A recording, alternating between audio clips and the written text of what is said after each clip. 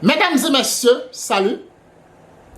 Les présidents Donald Trump et Vladimir Poutine, lequel des deux a gagné durant les négociations concernant l'affaire Ukraine? Quand je dis l'affaire Ukraine, je parle de cette guerre qui dure déjà trop longtemps entre la Russie et l'Ukraine.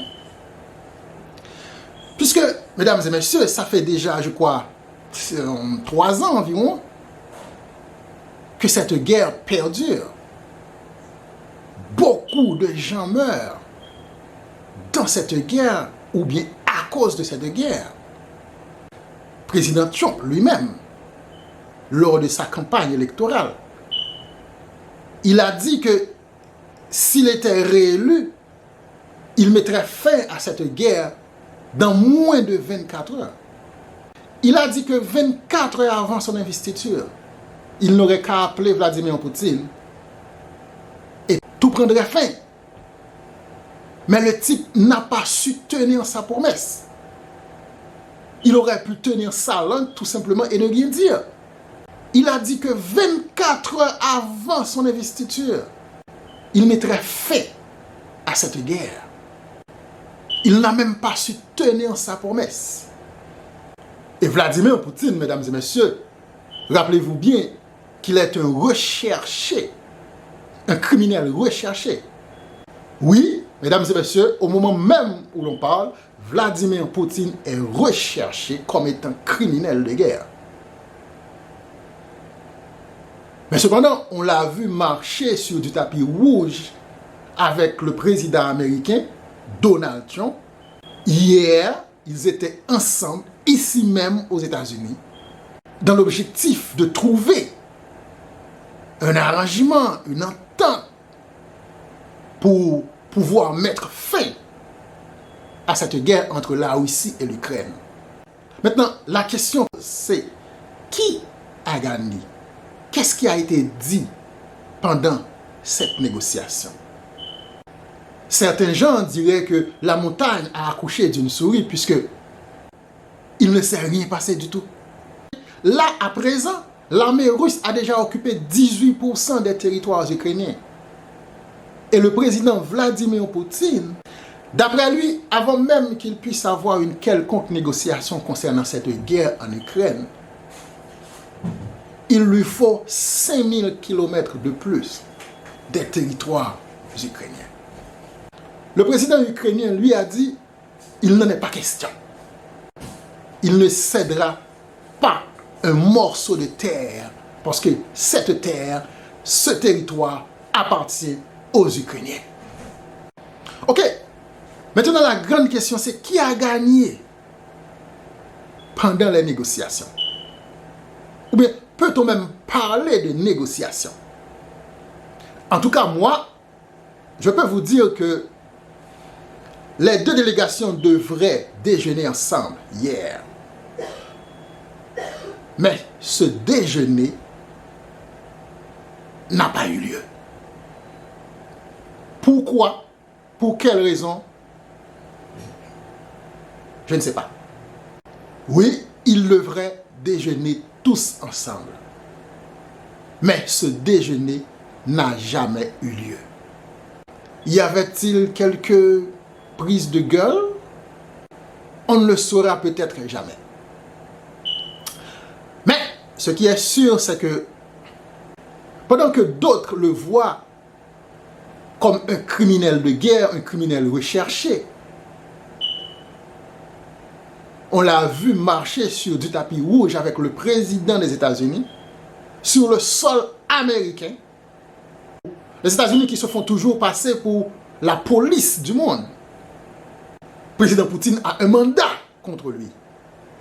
La police du monde, ou du moins ceux-là qui se font passer pour la police du monde, devraient l'arrêter quand même. Mais ça n'a pas été le cas. On l'a vu marcher aux côtés du président Trump comme deux bons amis. D'ailleurs, le président Trump n'a jamais caché son admiration pour Vladimir Poutine. Maintenant, c'est là la grande déception du reste du monde. ceux-là qui espéraient voir cette négociation aboutir, ceux-là qui ne cessent de rêver d'une trêve entre la Russie et l'Ukraine, peut-être ils ne la verront jamais. En tout cas, beaucoup pensent que Vladimir Poutine est le véritable gagnant de ce show médiatique qui a eu lieu hier en Alaska. Puisque lui, qu'on considère comme un criminel de guerre, on l'a vu marcher sur du tapis rouge avec le président des États-Unis. Maintenant, Poutine, comme je viens de vous le dire, ou bien les Russes, qui ont déjà occupé 18% des territoires ukrainiens, réclament encore plus, avant même qu'il puisse y avoir une quelconque négociation. Moi, je crois que ceux-là qui pensent que la montagne a accouché d'une souris, je pense qu'ils ont raison. Puisque oui, mesdames et messieurs, la montagne a bel et bien accouché d'une souris. Puisque hier, il ne s'est absolument rien passé. Et il y a eu cette conférence de presse. On a vu la déception sur le visage du président Trump. Il n'était pas content du tout. On l'a tous vu. C'était une défaite pour lui. Lors de sa campagne électorale, il a dit qu'il mettrait fin à cette guerre en moins de 24 heures. Il a dit que 24 heures avant son investiture, tout ce qu'il aurait à faire, c'est d'appeler Vladimir Poutine et puis tout prendrait fin. Il a essayé plusieurs fois de parler avec Poutine, mais rien ne s'est passé jusqu'à présent. Et la guerre continue. Alors ouais, moi je pense que c'est une défaite de plus pour le président américain. Et c'est Vladimir Poutine, c'est lui qui est sorti grand de cette négociation. Pour certains, ce n'était rien de plus qu'un show médiatique. Alors là, qu'est-ce qui va se passer? Puisque je crois que il y aura une autre rencontre, mais cette fois-ci en Moscou, et c'est Vladimir Poutine lui-même qui l'a dit. Le président Trump ne l'avait même pas mentionné, mais Vladimir Poutine l'a dit. Il l'a dit en anglais. Il l'a dit en anglais pour que tout le monde puisse l'entendre et le comprendre.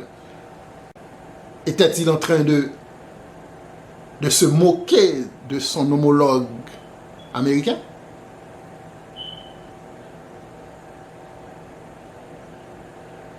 C'est l'avenir qui dira le reste, mesdames et messieurs. C'est l'avenir qui dira le reste.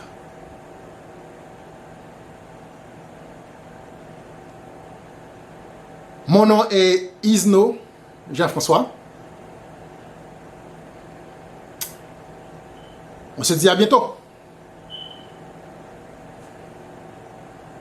Ciao.